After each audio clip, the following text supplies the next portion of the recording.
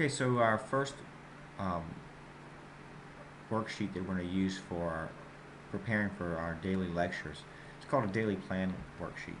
And this is just a quick thing to do. I know there's a lot of time frames here, but you just want to maybe put in some of the key things as you work through the day, especially things that you want to get accomplished.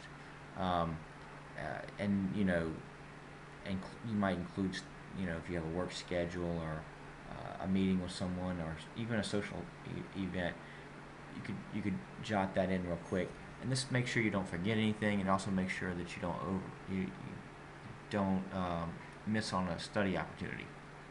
Anyhow, that shouldn't take you very long. It should take about 5 minutes to go through that on a daily basis, and then preparing for your class.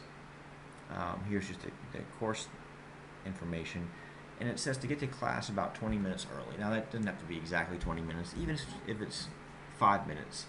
That's better than being late, of course. And having that few extra minutes of time, read over your notes from the last class, right?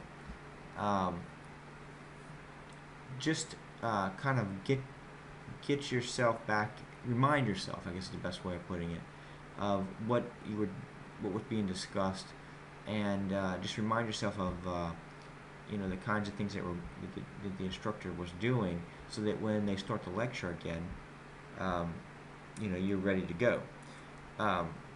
Also, read any new chapter or other new information that you know of that's going to be provided. Most syllabi that are provided are available to students, and they can read over what is going to happen in the class that day, or the instructor might have pointed out what they were going to do in the next class, or for example, hey, we're working on chapter 5. We started it last class. We're going to continue it, so kind of what you're going to be doing, covering each class period. Or you should at least. And when you know that, you can go ahead and read ahead. And reading ahead is such a great tip, or kind of like a secret that most students don't realize. They often think that they would get confused, or student thinks, hey, this is going to just make me overwhelmed. But it really has the opposite effect. You don't want to read the chapter ahead to come out as an expert.